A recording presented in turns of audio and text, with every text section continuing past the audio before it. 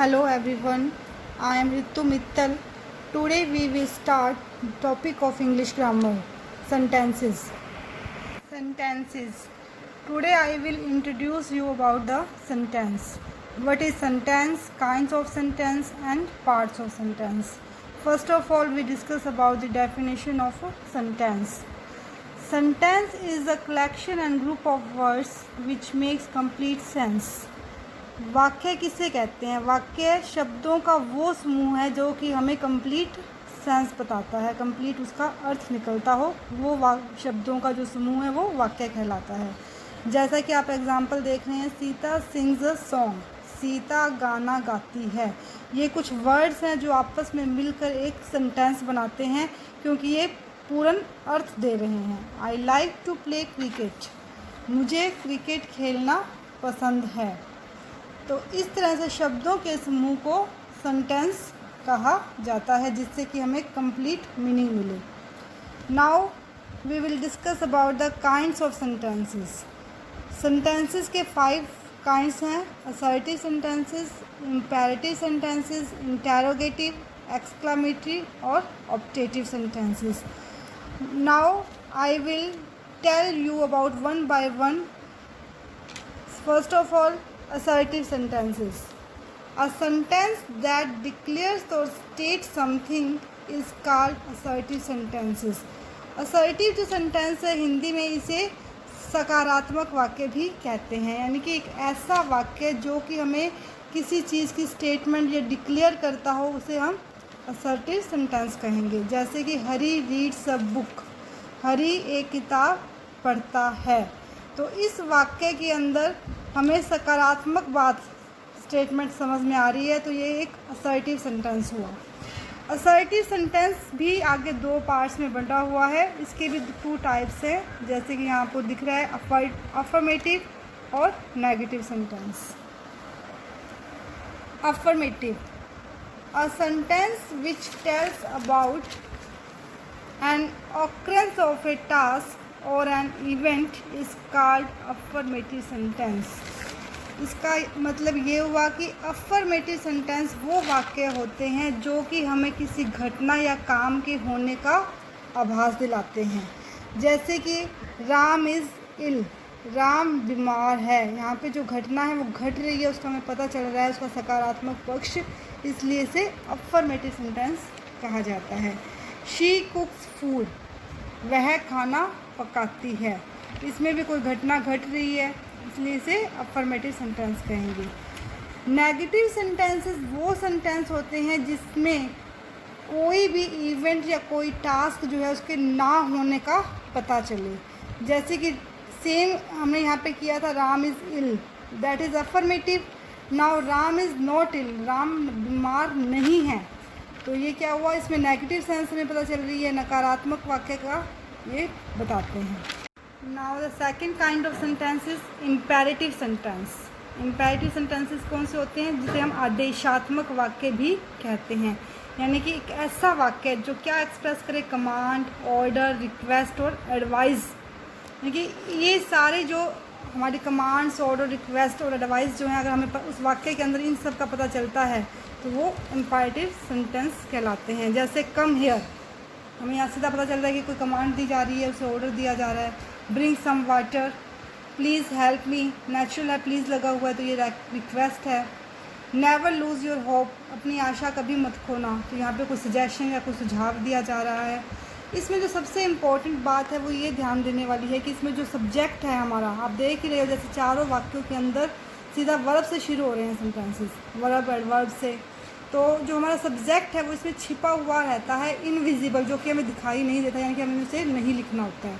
तो imperative sentences जो हैं वर्ब की फर्स्ट फॉर्म से स्टार्ट होते हैं, ना कि सब्जेक्ट से। Next, interrogative sentences. The third kind of sentences, interrogative. Interrogative का मतलब क्या है? प्रश्नवाचक वाक्य।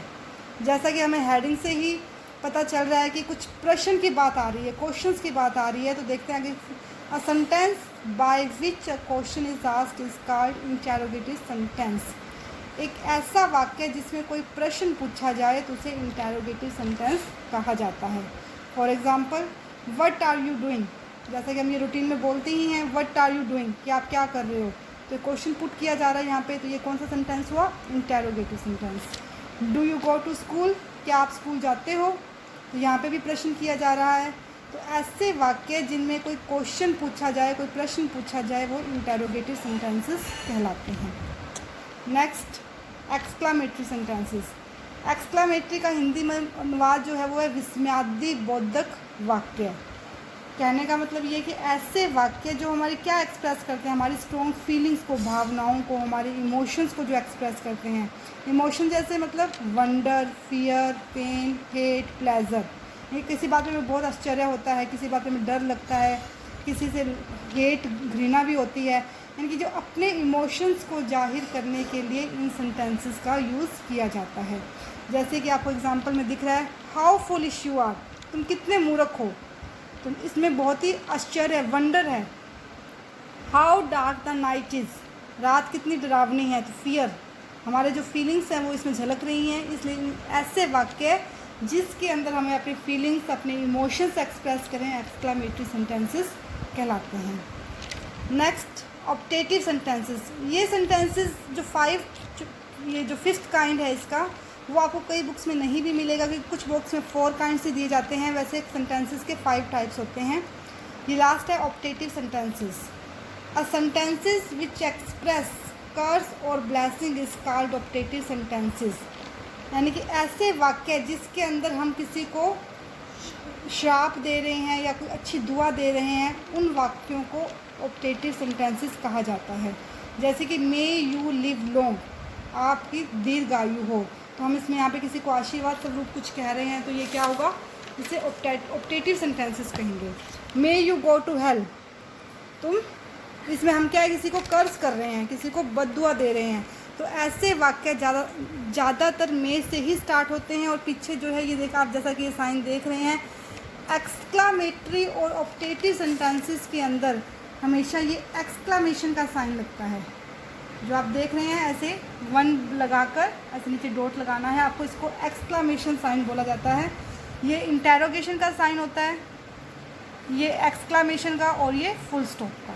तो आप ये बात ज़रूर ध्यान रखेंगे, जब भी हम इंटेरोगेटिव सेंटेंस करेंगे तो वहाँ पे क्वेश्चन मार्क आएगा, एक्सक्लामेटरी में एक्सक्लामेशन साइन आएगा, और जो ऑप्टेटिव सेंटेंस है इसके एंड में भी एक्सक्लामेशन का ही साइन आता है।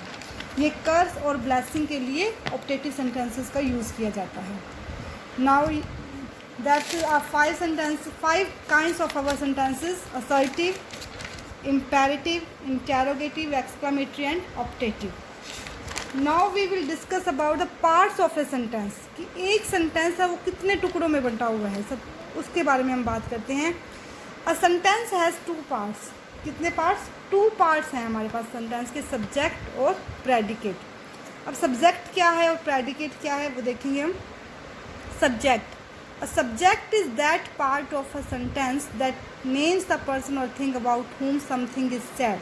यानी कि सब्जेक्ट जो है वो सेंटेंस का वो हिस्सा है जिसमें उस व्यक्ति या वस्तु के बारे में कुछ कहा जा रहा हो। जैसे माई ब्रदर्स लव टी, मेरा भाई चाय पसंद करता है। तो यहाँ हम किसके बारे में बात कर रहे हैं, माई ब्रदर के बारे में। तो बात क्या कर रहे हैं, लव्स टी। जो बात है उसे हम प्रेडिकेट में लिखते हैं, और जिसके बारे में बात की जा रही है वो हमारा सब्जेक्ट कहलाता है।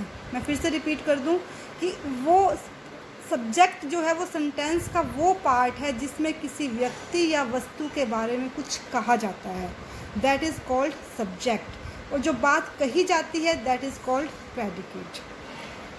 अब देखिए यहाँ देखिए, प्रेडिकेट इज़ अ वर्ड और a group of words that tells us something about the subject. यानी कि प्रेडिकेट जो है शब्दों का वो समूह है, वो ग्रुप है जो हमें सब्जेक्ट के बारे में कुछ बताता है। यानी कि सब्जेक्ट हमारा क्या काम कर रहा है वो बताता है। जैसे इस सेंटेंस में देखिए, the sun rises in the east, सूरज जो है वो पूरब में उगता है। तो उग कौन रहा है, सब्जेक्ट हमारा कौन है, सन। तो सन के बारे में क्या बात कही जा रही है कि वह पूर्व दिशा में उगता है।